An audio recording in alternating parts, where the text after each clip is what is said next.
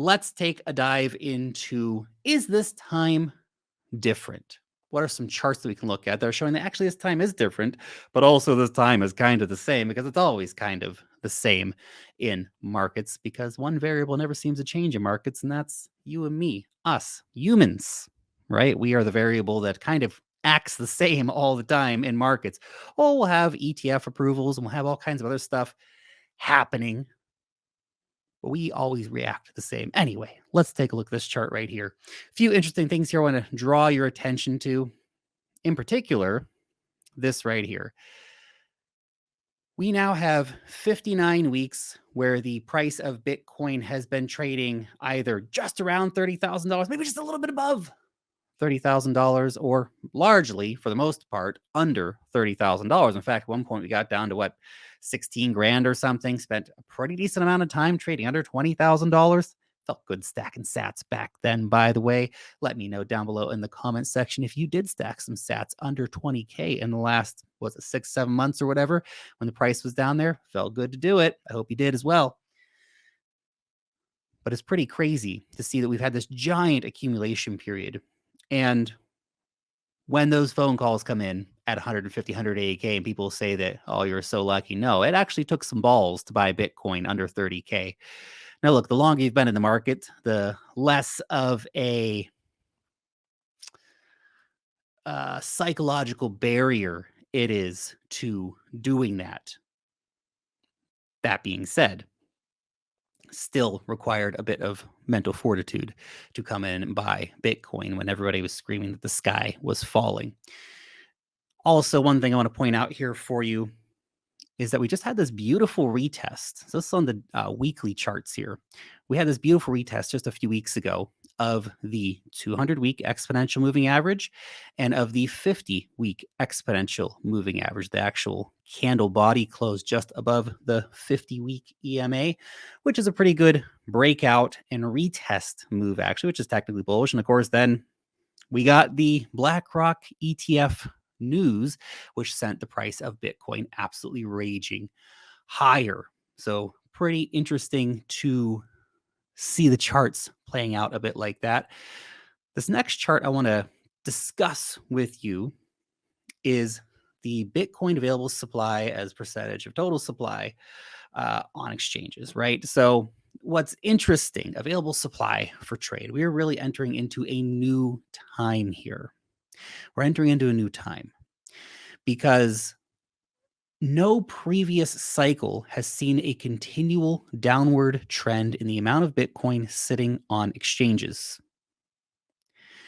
And that makes things different this time, right? We now have less of the total daily supply coming in due to the previous Bitcoin halving, right? In the last cycle, we had 1,800 Bitcoin a day coming into the market. Now we just have 900. From March or April next year, it's going to be 450 a day. So it means even less Bitcoin is going to be sent to exchanges by miners to be sold. And yet demand keeps increasing, meaning the total supply keeps going down. And this is before any US Bitcoin ETFs once again, right? So we're also heading towards a supply shock. Now that supply shock narrative that I see forming up, and I think will continue to form up, especially as we run into the next major bull cycle, is different. That is something that is different this time. Now, it's not something that is completely new or novel in markets, mind you, right? We've seen these ideas play out with other resources in the past. However, with Bitcoin, it's such a stark reality because there's only going to be 21 million coins ever. And the amount of those on exchanges is falling all the time. The amount in the hands of long-term holders going up all the time, et cetera, et cetera. So it's very interesting to consider, right? Also, a nice chart to share with you here from CryptoCon. Previously, I would have said the Bitcoin could only see bull run parabola after the halving, but data keeps telling me something different. Data keeps saying to this analyst anyway that this time is different. And I think whether it's this cycle or next cycle, we will see the Bitcoin halving cycle eventually be broken? Because the simple reality of the Bitcoin halving cycle is that it's just not going to matter at some point. We're already seeing right now the amount of Bitcoin exchanges dropping precipitously since the previous halving. We are seeing tiny holders again outstripping the demand for Bitcoin, right? So at some point, the demand is just going to be so much higher than miners can produce. And it just won't have that much of a difference when we have a new Bitcoin halving and we go down from 450 Bitcoin a day to 225 Bitcoin a day, 2 halvings from now. It'll be such a small amount of Bitcoin that the market may not even take that much notice of it. We might start just going even closer with the S&P 500 and Chinese credit market cycles and all that kind of stuff, right? Anyway, he says the same trigger for every bull run parabola has flashed. A double retest of the golden 1.09 Mayer multiple line. So we can see that this has happened right back through history for Bitcoin. Back in 2012, we saw it back in 2014, we saw it back in 2016. Now, 2019, we didn't see a double test, right? So it was a failed breakout of it, right? Then back in 2020, we saw again that double test for the Mayer line, and we are potentially getting that again right now. We've had 2 tests. Will this time be different for this chart, or is this a precursor, canary in the coal mine, letting us know that we are getting ready for another big move in the market, potentially, of course, off the back of a Bitcoin ETF approval? Now, before we get into the next big charts here, if you are a trader, you got yourself an account over on BYBIT. It's the best place for trading crypto. They got a great futures market, super hot spot altcoin markets as well. Very popular copy trading.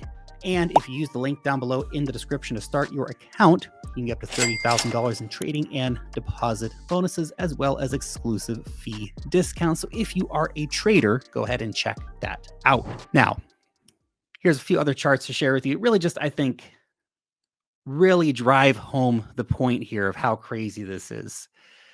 This is from Bitcoin Magazine. Bitcoin addresses sending to exchanges have plunged, the largest decline in history. So again, let's just take stock here, right? We're seeing huge surge in demand. We're seeing Bitcoin long-term holders not sending their coins in. And right here, this is very interesting. There's this massive plunge, like the fear we are seeing potentially subsiding to some extent anyway, right? Because once we saw this big recent surge up, the amount of Bitcoin going to exchanges plunged. That means people looked at that and went, oh crap, I got to stop selling my Bitcoin for cheap here and hold on to it, because big things are afoot in the cryptocurrency industry. Big things are afoot for Bitcoin right now. So people are not sending the Bitcoin into exchanges. So who is BlackRock going to buy all that Bitcoin from? Makes a very interesting case, doesn't it? That we're going to have to see prices probably go a lot higher to tempt out some of these long-term holders, to tempt out some of these shorter-term holders who could have accumulated over the last 6 months, for example, and even to tempt out some of the miners and other players. Also, interesting chart here from Glassnode. So this is the Bitcoin spot price, which recently found strong support at the adjusted realized price, residing at $25,500. Now, this pricing level remains a key area of interest with a decisive break below back in June 2022, inaugurating a deep and brutal and savage cold. Cold was so cold. That bear market, man, not fun times at all. Anyway, the recent break above has stimulated a return to favorable price action. So pretty interesting. So many different charts supporting the thesis that we are getting ready for a new major market cycle. And we're at that stage right now in the market cycle where it doesn't feel like we're getting ready for a new major market cycle, right? Still a lot of PTSD. I know I suffer from it too. Everybody does. We've been in the market. It's hard not to. We also see just, so much back and forth, regulatory fear, but then, hey, we got BlackRock coming and all this other stuff. So there's a lot of mixed signals right now in the market. But this is kind of how it usually feels at the start of a cycle when things are not certain yet and people want to invest in certainty. But let me just tell you this. The biggest gains in investing come from putting your money into something when it doesn't feel like a certain bet. Because when it does feel like a certain bet, when it does feel like this is going to be the thing that I make everything on and it's going to be all in, right? because the media's telling me, my uncle's telling me, and my Uber driver told me. No hate on Uber drivers, of course, love my Uber drivers.